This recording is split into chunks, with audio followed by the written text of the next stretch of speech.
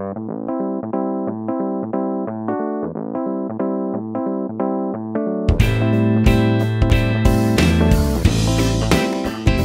pagi semuanya, selamat datang di channel SM Media dengan gua Erwin. Dimana seperti biasa hari Minggu pagi itu ada episode Talk Aja, dimana biasanya gua dan Ska akan ngobrol-ngobrol aja. Jadi ini kayak video podcast, tapi di sini gue berusaha sesingkat mungkin. Jadi Ska tetap berada di belakang kamera, tapi dia tidak nyautin obrolan gua ya, karena kita syutingnya menjelang mau masuk bulan puasa. Jadi ya kita coba sesingkat mungkin nih syutingnya ya. Dan sebenarnya nggak nyambung ya, tapi nggak apa-apa.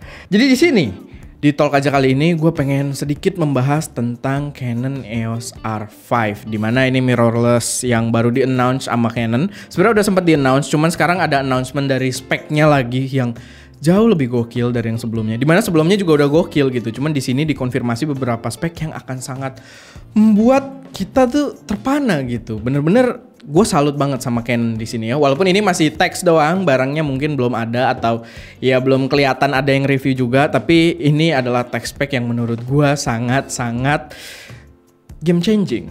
Jadi menurut gue sekarang Canon bener-bener lagi mencuri banyak perhatian. Dimana menurut gue panggung dari dunia perkameraan sekarang semuanya diambil oleh Canon. Highlightnya semua tertuju pada Canon karena si mirrorless yang dia umumkan ini yaitu adalah EOS R5.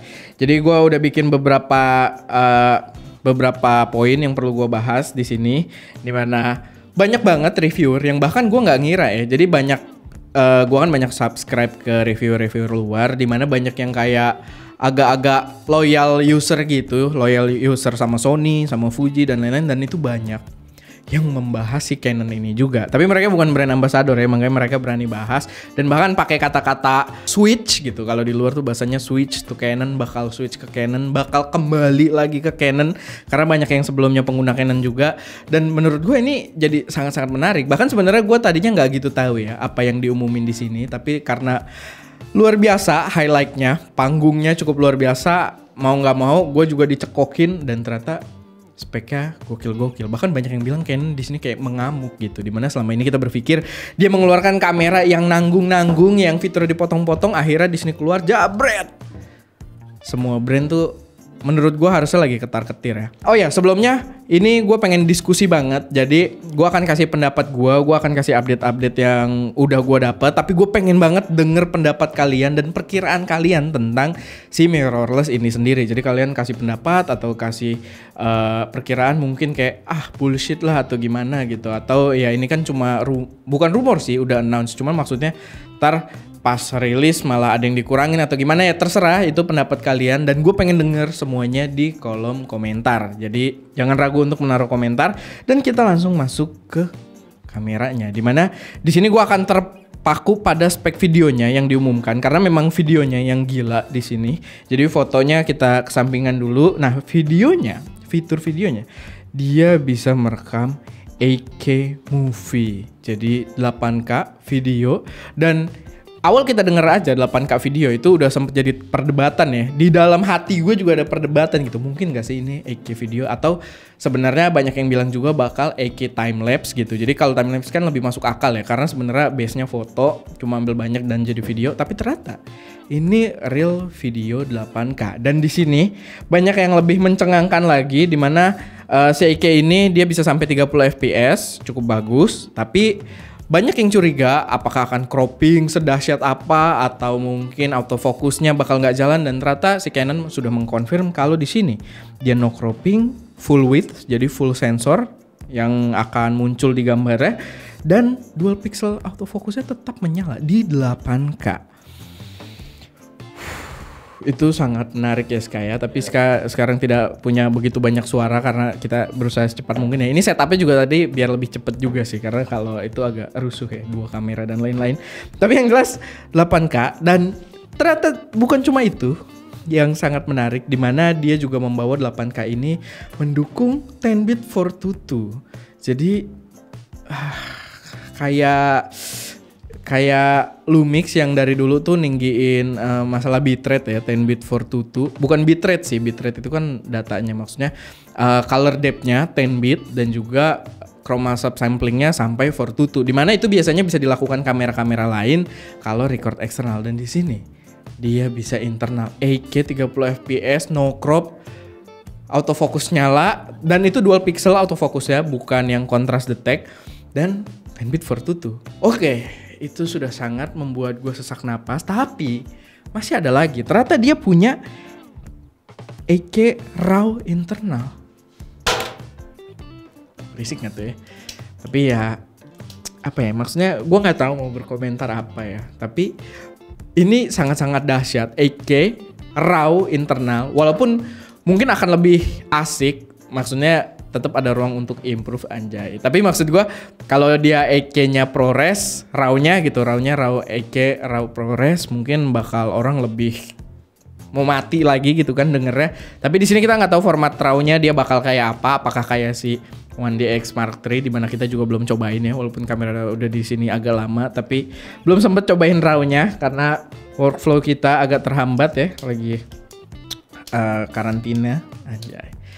Terus ya, tapi yang jelas 8K RAW internal di kamera ini menurut gua adalah hal yang sangat mencengangkan, yang akan game changing, dimana gue yakin sih kayak pembahasan gue sebelumnya, R5 ini akan menempatkan diri kayak dulu ketika 5D Mark II keluar, dimana kamera tersebut menetapkan standarisasi kamera video pada saat itu. Waktu itu DSLR ya, dan mungkin di sini Canon bakal menetapkan standarisasi spek video di ranah mirrorless full frame. Dan gue sangat-sangat salut. Memang terakhir-terakhir dengan munculnya Canon M6 Mark II, gue udah cukup, wah Canon udah ada titik terang gitu kan di ranah video ya maksud gue. Dan ternyata dengan munculnya announcement ini, gue yakin mereka akan makin gokil lagi. Jadi itu gue recap dulu masalah resolusi 8K, RAW, internal, no crop, AF, dual pixel masih nyala, dan ternyata gue masih ada lupa satu, yaitu ada lock profile. Ada C-Log. Jadi kayak jajaran sinemanya tapi ini di mirrorless. Jadi gue nggak tahu sebenarnya dia bakal jual di harga berapa ya. Tapi ini sangat-sangat luar biasa mantap gitu. Dan sangat membingungkan sebenarnya karena spek sebanyak itu di form factor yang kalau gue lihat gambarnya itu cuma kayak si EOS R. Jadi bukan kamera yang bulky banget juga. Kalau di One DX kan memang kameranya gede gitu. Maksudnya secara heat distribution dia bisa menghandle overheat dengan cukup baik, tapi di sini kan ya ukurannya mirrorless EOS R itu, jadi gue sangat sangat kritis di situ. Nanti kita ada pembahasan sedikit lagi ke situ, tapi ada satu lagi yang belum gue sebut yaitu 4K 120p. 4K 120p. Jadi sekarang kita bisa bikin slow mo dengan resolusi natifnya ST 4K, which is 4K aja nggak semua orang nonton ya. Jadi dilihat di 1080 sih masih cakep banget gitu. Pokoknya mantep banget lah. Ini memang spek yang sangat-sangat menarik perhatian. Pusat perhatian gue yakin sekarang ada di Canon. Lalu setelah gue lihat-lihat lebih lanjut, jadi kan orang banyak yang meributkan 8K, terus ya itu tadi internal, C-Log, RAW, bla bla bla bla bla bla. Dan ternyata ada satu lagi yang membuat gue cukup terkejut. Dia ternyata juga menawarkan, dan ini confirm ya, maksudnya ini adalah spek yang dirilis oleh Canon, 5-axis IBIS. Dan itu berarti membuat dia adalah mirrorless pertama Canon yang pakai IBIS. Kamera pertama Canon mungkin. Gue nggak tahu sih kalau yang pocket, tapi DSLR juga nggak ada yang IBIS. Mirrorless juga belum, dan di sini pertama kali Canon pakai IBIS. Dan baru pakainya di sini lagi, di full frame. Jadi gue kepo banget nih, karena sejauh ini gue itu udah anti banget dengan digital stabilization. Jadi gue udah nyobain. Jadi di One DX ini ada yang aneh ya. Tadi masih perdebatan advanced stabilization atau enhanced stabilization. Itu gue belum cek lagi padahal barangnya ada. Tapi yang jelas itu kurang oke dan bikin gambar tuh meleot-meleot agak kasar. Lalu Fuji juga punya namanya digital IBIS. Dan ya balik lagi ada komprominya, dia akan sangat cropping dan autofocusnya juga jadi jelek. Makanya gue sangat-sangat mendambakan IBIS. Apalagi ini di full frame, jadi kita sangat-sangat kepo ya. Kalau full frame kayak Sony, IBIS-nya masih kurang bagus. Tapi kalau kayak si Lumix, IBIS-nya bagus. Walaupun full frame S1. Jadi ya itu perlu banyak pertimbangan ya. Tapi ini sangat-sangat mencengangkan. Lalu dia dual card slot. Di sini dia pakai CF Express dan juga SD card. Nah di sini gue sempat berpikir ini adalah kamera yang bakal sangat-sangat versatile. Maksud gue bisa dipakai di segala skenario. ketika kalian pengen bikin produksi yang sangat-sangat profesional, kalian bisa pakai 8K RAW-nya atau tadi C-Log, log profile, lalu 4K 120p. Pokoknya yang fitur-fitur video yang kira-kira tuh bitrate-nya akan sangat gede, dan itu di-handle dengan CF Express-nya. Karena CF Express speed-nya lebih gede. Tapi ini akan sangat versatile ketika kamera yang sama juga bisa lo bawa buat traveling, buat record video yang akan lebih enteng untuk di-editing, di mana lu pakai bitrate yang biasa aja, pakai bitrate yang rendah, maksud gue ya, codec yang biasa aja, pakai bitrate yang rendah, yang bisa card readernya nggak terlalu mahal gitu kan, bisa langsung di laptop, bahkan beberapa laptop punya SD card reader. Itu bisa di dua-duanya. Jadi ketika lu pengen profesional banget, pakai setup yang profesional, pakai CF Express, lu pakai dongle apa segala macam, namanya profesional pasti spend waktu juga gitu kan. Tapi ketika lu butuh cepet, lalu kayak lu sambil traveling, nggak mau terlalu stressful di produksi lu pengen food vlogging doang atau produksi YouTube yang nggak terlalu heboh, lu bisa pakai SD card-nya dengan spek video yang lebih kecil gitu loh. Atau gue nggak tahu sih nanti setupnya apakah video harus ke CF Express, foto ke SD card, atau bisa kita atur gitu kan. Tapi yang jelas kalau dari pandangan gue itu akan sangat versatile ketika lu bisa atur kayak gitu. Ketika lu butuh video spek tinggi lu pakai CF Express, ketika lu butuh yang cepet-cepet aja produksi ala-ala lu pakai SD card-nya. Jadi untuk semua kebutuhan itu udah komplit gitu loh. Jadi sangat-sangat versatile menurut gue ya. Jadi itu dia beberapa update yang sangat sangat tidak boleh dilewatkan oleh kalian para pecinta kamera. Makanya gue juga gak mau kelewatan membahas soal ini karena banyak banget yang udah bahas. Jadi ya sorry gue agak terlambat, tapi ya gue gak mau kelewatan juga. Dan kita harus kawal agar kamera itu benar-benar keluar dengan spek yang diberikan gitu kan, karena itu sangat-sangat luar biasa menarik. Lalu gue akan kasih pendapat gue tadi.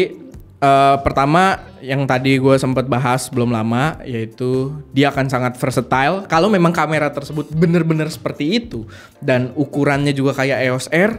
Jadi menurut gue akan sangat-sangat versatile ketika lo butuh untuk produksi gede. Lo bisa kasih small rig, kasih aksesoris apa segala macam jadi gede, bulky, dan ngasih konten video yang sangat-sangat padat filenya gitu kan, raw.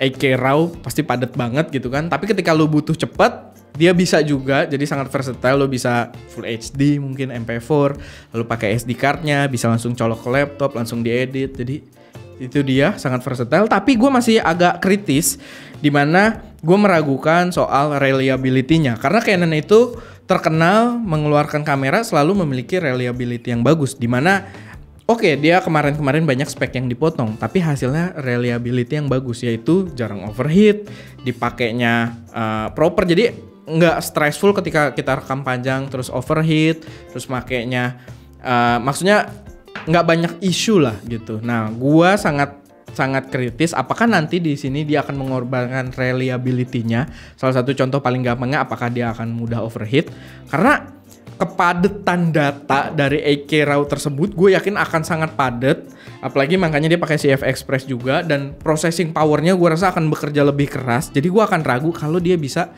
bertahan cukup lama. Tapi kalaupun dia mengorbankan reliability-nya, gue it's okay dengan spek yang dia berikan. Gue rasa dia akan tetap dapat panggung yang luar biasa besar. Tapi gue sangat mengharapkan dia tetap membawa reliability layaknya kamera Canon lainnya. Kamera-kamera mateng yang benar-benar udah jarang isu yang dikeluarkan dari kamera tersebut. Karena kan males banget gitu ya kalau misalkan nanti overheat lah apa segala macam. Nah, Canon terkenal reliability yang bagus dan gue sangat mengharapkan hal tersebut. Lalu dari segi penggunaan juga gue rasa akan sangat menarik karena dia kayak EOS R, layarnya vari-angle, layar vari-angle, ukurannya juga cukup compact terbilangnya ya untuk sebuah kamera full frame dibanding si 1DX kan yang masih DSLR gitu. Jadi di situ akan lebih oke. Dan lensa-lensa RF untuk mounting RF itu udah banyak yang berkualitas, udah bagus. Kayak yang selalu dibahas terus sama Jared Polin, dimana Canon cuma kurang body yang lebih oke gitu. Jadi EOS R kurang bodinya, tapi lensa RF itu rata-rata udah cakep-cakep. Jadi dengan munculnya ini kita udah nggak usah khawatir lagi dengan ekosistem lensanya, di mana lensa Canon di mounting RF itu udah mantep-mantep. Jadi ya itu dia pendapat gue, dan gue sangat yakin kalau dia akan menetapkan standar baru layaknya 5D Mark II. Makanya dia menggunakan angka yang sama, R5, dan di sini dia akan menerapkan standarisasi baru di ranah kamera video. Ya itu harapan gue ya, dan apa prediksi gue. Tapi kita nggak tahu, kita akan lihat nanti mungkin setelah wabah berakhir ya, karena pasti dengan adanya wabah juga kedelaynya akan lebih lama gitu. Jadi ya kita berharap aja kalau kamera ini akan real, benar-benar seperti spek yang mereka berikan dan benar-benar menetapkan standarisasi baru. Bahkan menurut gue epic banget sih Ska. Mungkin lo nggak usah jawab karena suara lo nggak kedengeran. Tapi maksud gue yakin bakal epic banget ketika Canon selama ini slow down gitu. Terus orang-orang udah pada murtad, pindah tiba-tiba. Terus yang pindahnya itu langsung pada nostalgia ya kan. Oh gue pengen pakai Canon lagi kayak zaman dulu masih ganteng gitu kan. Kayak zaman dulu pertama kali kerja wedding badannya masih bagus atau gimana. Jadi kan ada kesan nostalgic juga gitu kan. Akhirnya semua pada balik gitu. Yang murtad ke Sony, yang murtad ke Fuji, yang murtad ke ini pada balik ke Canon. Dan menurut gue itu bakal epic sih. Tapi gue masih akan kritis dulu ya. Jadi gue nggak tahu apakah yang terjadi bakal seperti itu atau enggak, tapi itu akan epic kalau sampai terjadi kayak gitu. Cuman ya kita akan lihat nanti ketika produknya sudah rilis dan ketika sudah sampai di ST Media ya. Jadi Canon jangan kelamaan buat nyampe ke ST. Kalau udah ada sampel satu juga langsung jalanin ke ST.